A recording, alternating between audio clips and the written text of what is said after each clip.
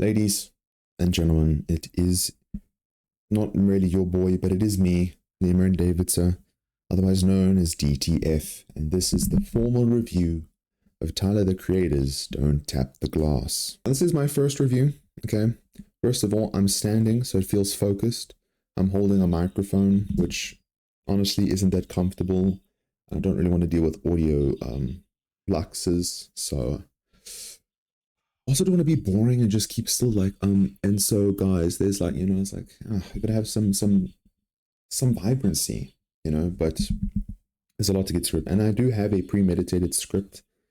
I'm revealing a little way too much. So in terms of review, I'm not just going to stand here and just talk about it. I do have a format I've mapped out, which I do believe does a pretty just job in which people can review albums in general, such as, and I shall list, and I will be reading: intention, sound and production, project aesthetic and theme, story, my favorite songs, how it's aged, and the overall score.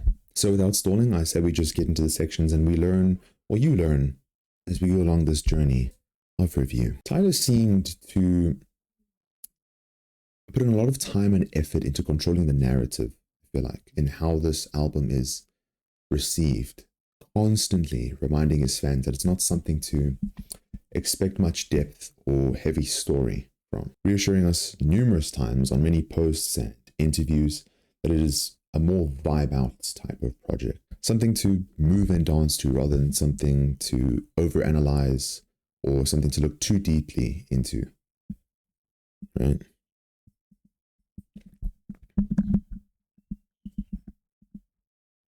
I feel like a lot of the time when people produce albums, they're always trying to push boundaries of sound, which from his previous projects, I do believe we got some of, or people most of the time do tend to refer to it as perfecting their sound, but this just seemed to be enjoying what he is now capable of doing, being at this stage in his career and mastery and able to just simply create something that is just enjoyable.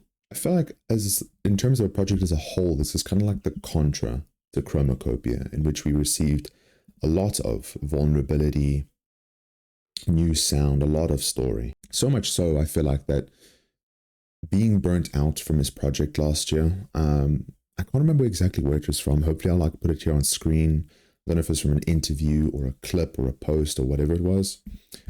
But seeming so burnt out from Chromacopia and everything that he put into, that he was just so eager to just get this project out and release it. But then having to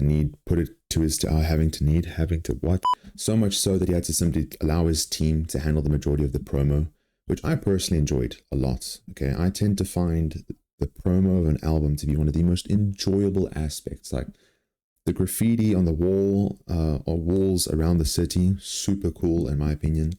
The website, which I never really got to go to because I really saved this for this much later. I know, joke on my end, but I just tend to find it adds a lot to the enjoyability and how one receives an album. So I personally really appreciated that he at least let his team do something. In terms of promo, why did I make it sound like they're useless? My bad. Secondly, we have sound and production. Now, personally, when listening to this, my first impressions of its sound gave me vibes of like 80s to 90s arcade electronic disco kind of vibes, which I guess is something because I was only really born in 2007, so what do I know about 80s and 90s? More accurately, it's known to be a blend of, and I have written here, house, funk, and New Orleans bounce, which I'm not entirely too experienced with, like micro genres. I'm more used to the more generalized, R&B, hip hop, not specifically things like house and funk and so on and so forth. But in this new journey of mine into really diving deep into music in these ways, I will be learning exactly what that's about. Furthermore, I personally heard a lot of like 808s and 808 synths from this project specifically. I think it was in Stop Playing With Me, as well as Tweakin', which is kind of like the second name of the song, which seemed to sample a lot of, I think, generic famous video game sound effects. I'm not exactly sure where it comes from, but I feel like I've always heard those in like those edits or somewhere, someplace, but I feel like it samples quite a lot, I feel like. But as far as this project's sound, for me, it gives off the impression of like a remastered version of his older albums that weren't so serious. If I have this correct, and I'm reading here, such as to use the drum beats from I'll Take Care of You, which is one of the same drum beats in Cherry Bomb, which was, I think, one of his least or lesser favorite albums. This is kind of like a more polished version of that in its own way, own theme, so on and so forth.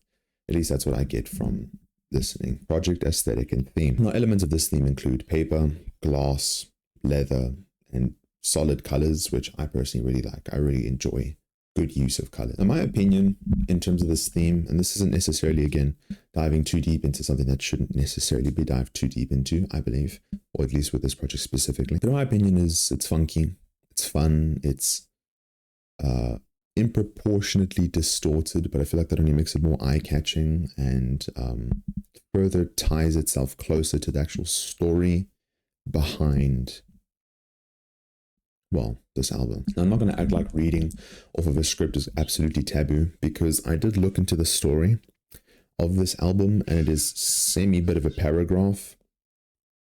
I can't remember it all. And there is something I want to point out after it has all been said. So I will be reading directly from here. Right. So this is what I get from doing my research behind the story. The phrase for Don't Tap the Glass, or Tyler the Creator's album, is apparently a metaphor for resisting surveillance culture and embracing freedom of expression.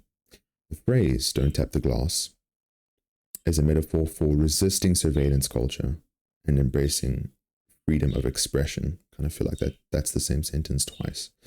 The album encourages movement, dancing, and living in the moment without being self-conscious about being filmed or watched.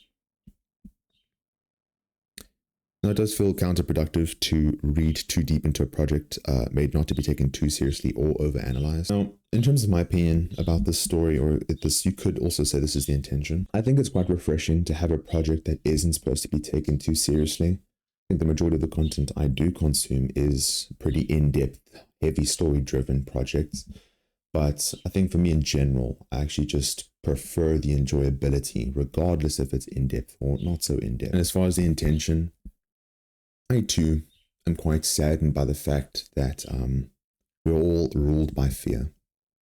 And I think not being able to dance and move as to how you want to when enjoying such a delicious sound only takes away from the level of enjoyment we all could have, I believe. And so that's why I wouldn't say I'm passionate, but I quite enjoyed the intention behind this album. Now it comes to the fun sections. My favorite songs from the album so far. Now it'd be kind of silly for you guys to watch this without watching the reaction for, whoa, it is not a reaction. It's a listening party. It'd be kind of silly for you guys to be watching this before watching the video where I actually listened to the album. So if you haven't, go check that out for me, okay? No, not for me. No, for you. We had a good time. It was enjoyable. It was delicious. It was amazing. So go check that out for your sake. At number 3, we have I'll Take Care of You. I think the reason this is at my 3rd spot is because it's pleasant. It's like a refreshing difference to what all the other songs from the album provide us with. Beautiful vocals from Yeba, who I only really recently run into as an artist. At number 2, we have Mamanim. Yep, I got that first try. Mamanim. Yep. What I like the most about this is the rising synths, the continuous build-up of that energy. Just so hardcore, so energetic. I just enjoy that sound so much.